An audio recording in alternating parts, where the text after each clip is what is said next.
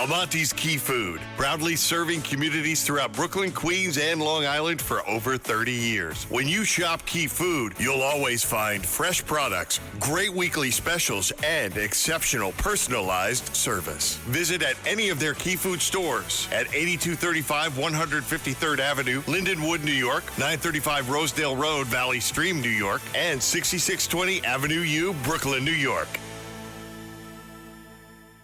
Listen, all you New Yorkers. Taxi. Okay, man, we're looking around. This is the 77 WABC minicast. KT McFarland. So here's the deal, KT. So my job the last couple of weeks has been to take people like you, who are much smarter than me, I admit it, much smarter, to take people like you and have you admit that I've been right using the word stuck, nowhere, those words the last couple of months to describe where we are with the Iran war. In fact, I sat down on the curvy couch on Sunday, and I think I shocked the hell out of Rachel Campos, Duppy, and Charlie Hurt and Griff Jenkins, because I think they expected me to say, hey, we won, we're doing great, and we're not. We're not. If you want to use a Dow Jones as a measure, I guess. But that's not the measure. We're not. So the question is, KT, can I get you to admit that we have not won anything at this point, anything, and that right now we are basically stuck? No, and I don't understand. Why do you think we've lost? I didn't say we lost, but we didn't win. There's a big difference between we've lost and we won. We won nothing. We won nothing. The Strait of Hormuz was open before we started this. We made this problem. The naval blockade wasn't there before we started this. We made that problem. Now, you want to sell me on Midnight Hammer? That was amazing. It was perfect. We really did knock out their centrifuges. They can't even enrich this uranium. That was a tremendous effort. You want to tell me Operation Epic Fury was great? I agree with that too. But the last 2 months, these constant ceasefires, which is ridiculous because we're still firing at each other, these constant extensions. No, for the last 2 months, we've done nothing. Nothing. That's my point. Okay, first of all, as far as ceasefire negotiations go, or negotiating while you have a ceasefire, there's a long history of a lot of fighting, tit-for-tat fighting going on during the negotiations. And I remember being with Kissinger when we were negotiating the end of the Vietnam War, and we were negotiating for 2 years, and there was fighting throughout. But in the end, you got a deal. Now, when I look at sort of objectively, okay, what have we achieved? And you're right, Operation Midnight Hammer, Operation Epic Fury, particularly Operation Economic Fury, has put Iran in a position where there's no way they win anything. Their proxies are diminished, maybe not all of Hezbollah. Hold on a second. I don't care what Iran's economic situation is. I care about America. Now, the Dow Jones is up and the S&P is up, but guess what? Goods are still too expensive. Interest rates are still high. Inflation is still high. What do I care what Iran looks like and economically? That's not going to stop them, KT, and you know better. That's not going to stop them from continuing to get weapons from other countries, money from other countries, and continue this nonsense. Well, where are they getting the money? They're not getting the money from any other country. Oh, sure they are. Sure they are. Sure they are. China at a discounted price. The assets are all still frozen. The money is now moving as Iran sells its oil in dollars, which means that we now can have visibility of it because it has to go through American banks, and we can see who's buying it, for how much are they paying, where is the money going once Iran achieves it.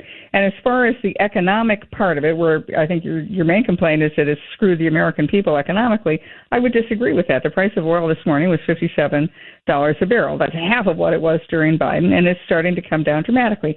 Oil national average price of oil is under $4 a gallon. You and I live in New York, so it's a bit, sort of 4 and plus.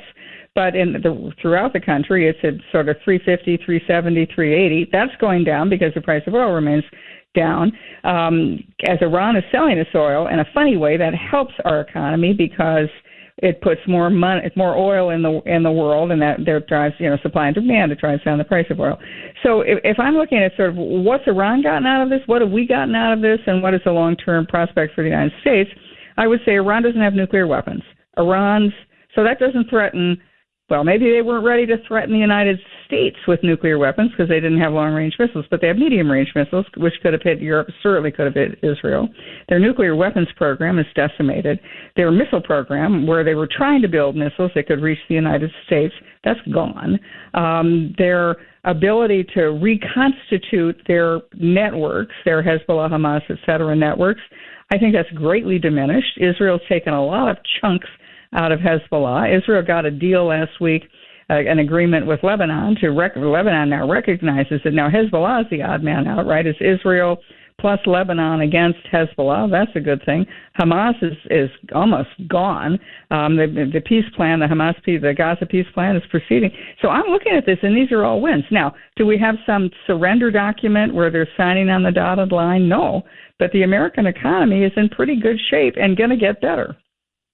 Yeah, that is true. What you just said is 100% true. But when we started this war, at least back then, it wasn't about the American economy. Now, it's great that that has become a byproduct of all of this. And you're right, the nuclear stuff, but they still have the dust. Now, I know that we hurt them badly when we hammered them during Midnight Hammer, but they still have it. And the Strait, they do run that Strait. It's not us. The naval blockade did a terrific job. I mean, they run one. They're free lanes in the Strait. They run theirs. And there's around the Oman side of it, we're running that. Ships are going in and out. What, like 160, 70, 80, 100 a day are going out? And all that pent-up oil on the tankers is now flooding into the market. And as far as the dust, we see who's going into those, cratered mountains. We know if they're going to try to get in there. They're not tricky enough to somehow dig a 5,000-mile tunnel where they're going to get at the dust. So is the dust buried? Has the dust been accounted for? Yeah, we'll get there, but it's gone. They're not using that enriched uranium to make weapons, and they don't have any missiles to deliver those weapons. So I'm looking at all that, and I'm thinking, okay, in the fullness of time, what's likely to happen next?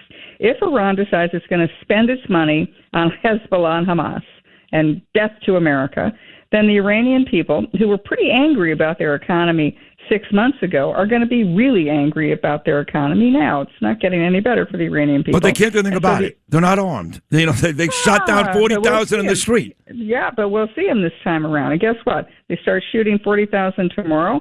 I would think the United States could have a reaction, a military reaction, an economic reaction, but a reaction. They're not going to get away with shooting 50,000 people in the streets with the whole world watching. I would hope so. I hope not, I should say. So you said to me, what makes you think we're losing? I never said we were losing, but it sounds to me like you think we won.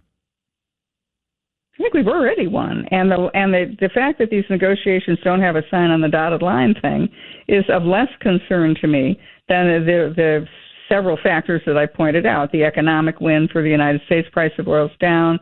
A lot of the, if you look at, say, Iranian oil, where is that going? Well, the whole world was supposed to buy Iranian oil, right, if it ever was unsanctioned. It's been unsanctioned. Who's buying it? Only China, and a big discount. So where are the countries that want to buy oil buying it from? They're buying it from us. They weren't buying it from us before. They were buying it from Iran, Gulf countries. So I think it's terrific for our oil industry, our natural gas industry. The price of oil, as I said, is coming down. We're kind of at that sweet spot where American companies can make money, but it's not so high that it affects us at the gas tank. Now, will the inflation that the Iran war temporarily caused start coming down? I think we're already seeing signs that it is. Do you think the American people agree with you? I don't know. I mean, you're the politician, Sid. You're the guy who has the pulse of the I have people. no idea. Listen, the people that I speak to don't agree with you. But in the big numbers, they don't. They think that we're stuck in a mess. We haven't completed anything. And while you're giving us really great stuff here, this is great. And you're making a very, very good point that we have done well. I wouldn't agree with you that we won anything yet, but certainly you're making an argument towards that stage, then we're losing if people think that. But there are very few people I speak to that think that we've won or we're winning or we're doing great. Anecdotal, it's just me, but very few. No, and I'm sure that a lot of people feel that way. I think the administration's done a pretty lousy job of communicating the successes it's had.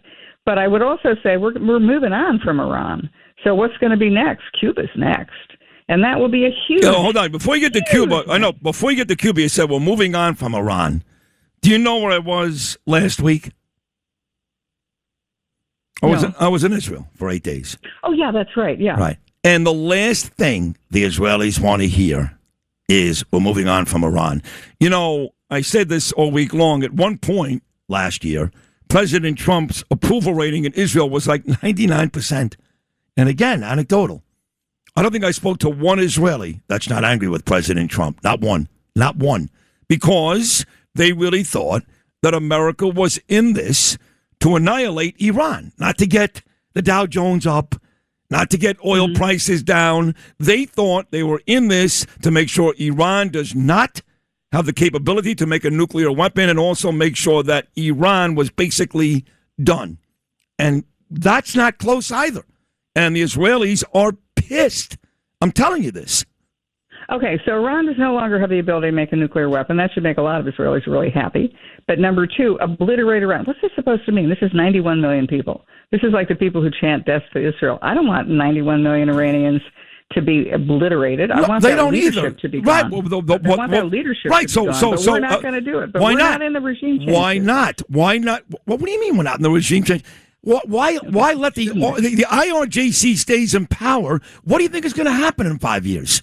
I think that the IRGC's days are limited, and the fact that the Iranian people, again, in the fullness of time, what's going to happen in Iran? Fast forward 6 months, 9 months, 12 months. Where's Iran going to be? If it decides to use the money from its oil revenues, which is not as significant as people thought it would be, if it decides it's not going to rebuild bridges and hospitals and better the lot of the Iranian people, they're going back to the streets. And the world will be watching. And like I said, I don't think anybody's going to tolerate the IRGC gunning people down now. So where's Iran in 6 months' time? The Iranian people are angry. Where is the IRGC? We already are seeing splits in the Iranian leadership. There are probably three groups in the Iranian leadership right now. One is the IRGC, and those 160,000 guys, they don't want to settle anything. They'd much rather be martyrs for the cause. You then have the parliamentarians, and they're looking to do a deal. They're pragmatists. They got a country to run. And then you have the Iranian people, who were pretty convinced, don't like anybody there, but they're certainly not going to back the IRGC. I'd like to see in the fullness of time how the Iranian government regime survives in any sense of power when they've got 91 million people angry at them and they've got a viable alternative. There's a reason President Trump, I think, kept the Iranian army, the regular Iranian army, the guys that were in the, that's an army that predates the Iranian Revolution, and the Iranian police force, the regular guys, not the Basij, not the IRGC. Those guys are still intact. The good guys, the Iranian army and the Iranian, they're still intact. Yeah. That could be the basis of a new government in Iran. So for me, my big success here is a slow rolling coup getting rid of the IRGC.